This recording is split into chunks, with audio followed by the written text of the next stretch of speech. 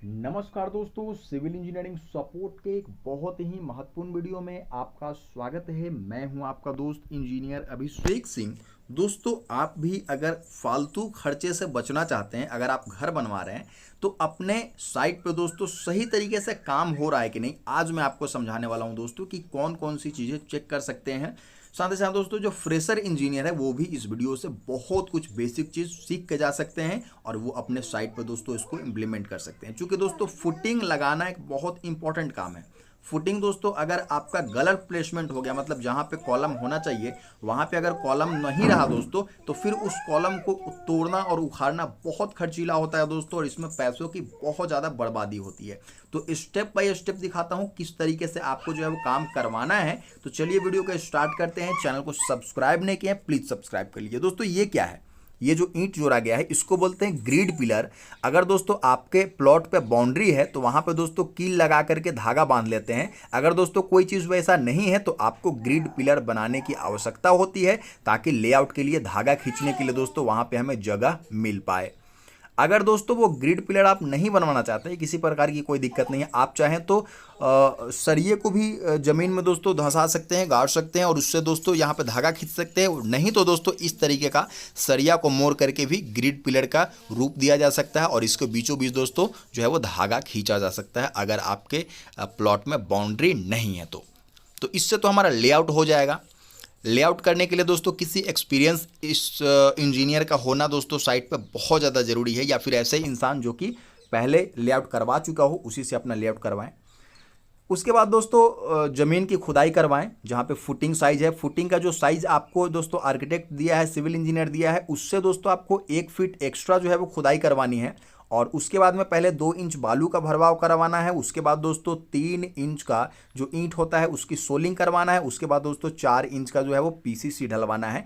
PCC ढलने के बाद दोस्तों आपको क्या करना है कि अगले दिन जब आपको लगे कि पीसीसी इतना ठोस हो गया है कि उस पर दोस्तों जो है वो कॉलम ढाला जा सकता है, तो उसके बाद आपको क्या करना है कि 50 mm का जो है वो आपको कवर ब्लॉक इस्तेमाल करना है। और साथ ही साथ दोस्तों ध्यान देना है कि जो आप मेश बनाएंगे, कॉलम के नीचे एक मेश लगा दे दोस्तों। सिंगल मेश, या दोस्तों कहीं कहीं पे डबल मेश का भी इस्तेमाल होता है, जनरली सिंगल मेश का ही इस्तेमाल किया जाता है, ठीक है।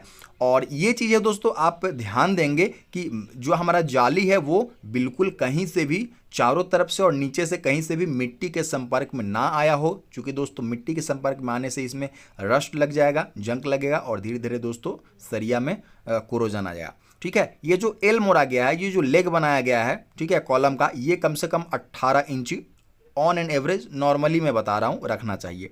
वरना दोस्तों आपको ड्राइंग में सारा चीज़ मेंशन होता है कि कितना इंच जो है वो एल आपको लेना है, डेवलपमेंट लेंथ कितना लेना है, हर चीज़ का मेंशन होता है। यहाँ पे दोस्तों पेडिस्टल का निर्माण करवाया जा रहा है। तो देखिए, आपको दोस्तों हर जगह पेडिस्टल बनाने की आवश्यकता नहीं होती है। यहाँ पे हेवी कंस्ट्रक्शन हो रहा है दोस्तों, इसलिए पेडिस्टल का निर्माण जो है तो करवाया जा रहा है। लेकिन आप अपने ड्राइंग में देख ले, पेडिस्टल का निर्माण अगर है तो वहाँ पे दोस्तों सारा डिटेल दिया होगा, उसके अनुसार ही आपको दोस्तों सरिया उसमें बंधवाना होगा। दोस्तों कॉलम में रिंग का भी अपना एक इम्पॉर्टेंट रोल होता है, ठीक है। वो कॉलम में जितने भी सरिया लगाए गए हैं उनको अपने जगह पे स्थिर रखता है और साथ ही साथ दोस्तों टेंजाइल स्ट्रेंथ को बढ़ाने में मदद करता है, ठीक है। तो इसलिए आपको जो है वो बहुत ही सावधानी के साथ दोस्तों आपको क्या करना चाहिए कि रिंग का चुनाव करना चाहिए। सबसे पहले बात कर लेते हैं, रिंग का चुनाव करने से पहले आपको ध्यान देना होगा कि आपका जो कॉलम है उसमें कितना सरिया लग रहा है।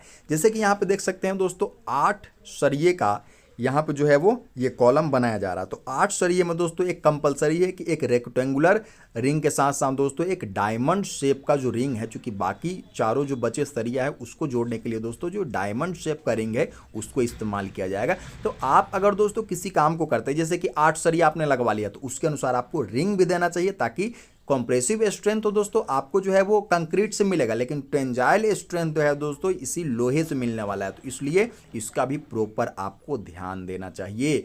अब दोस्तों मान लीजिए 8 सरिया तो बहुत कम ही जगह लगाया जाता है, तो नॉर्मल अगर कंस्ट्रक्शन की बात की जाए, चलिए 6 सरिया बहुत ही कॉमन है दोस्तों, तो मैं आपको 6 सरिया का दिखाता हूं। 4 सरिया में तो जाहिर सी बात है दोस्तों कि एक सिंगल वाला जो है वो रिंग लगेगा, लेकिन दोस्तों जहां पे 6 सरिये का इस्तेमाल किया जाता है वहां पे आप देखेंगे कि डबल रिंग का आपको इस्तेमाल करना है। चलिए मैं आपको दोस्तों यही वो रिंग बांधने का तरीका है जिसके बारे में मैं कुछ देर पहले बात कर रहा था। यहाँ पे अगर 6 सरिया है दोस्तों, तो मैं अधिकांश जगह पे देखता हूँ लोग क्या करते हैं कि सिर्फ सिंगल सरिया दे देते हैं चारों तरफ से, बीच में किसी प्रकार का कोई सरिया प्रोवाइड नहीं करते हैं दोस्तों। तो ऐसा आपको नहीं करना है। अगर आप एक्स्ट्रा सरिया लगा रहे हैं दोस्तों, तो उसका जितना ज़्यादा हो सके उतना ज़्यादा आपको फ़ायदा उठाना चाहिए। ऐसा नहीं है कि आप किसी कहने के मुताबिक या फिर किसी को देख करके दोस्तों सरिया बढ़ाते जा रहे हैं और रिंग किस तरीके से बांधना है ये चीज़ें आपको नहीं आ रही है, तो फिर आप उसका अधिकांश फ़ायदा नहीं ले पाएंगे। रिंग हमेशा कोशिश करें दोस्तों जो उसका जो हुक रहेगा वो अल्टरनेट वे में बांधा हुआ रहना चाहिए। और उसके साथ साथ दोस्तों आपको क्या करना है कि 135 डिग्री में हुक आपका मुड़ा हुआ होना चाहिए। अगर आपको मार्केट में नहीं मिल रहा है दोस्तों, आप डायरेक्टली जो है वो लेबर से बनवा भी सकते हैं। तो अगर काम करवाएं, ढंग से करवाएं, पैसा खर्च हो रहा है तो काम इस तरह से करवाएं दोस्तों, ताकि आपके घर में एक्स्ट्रा मजबूती आए। फिर मिलते हैं सब।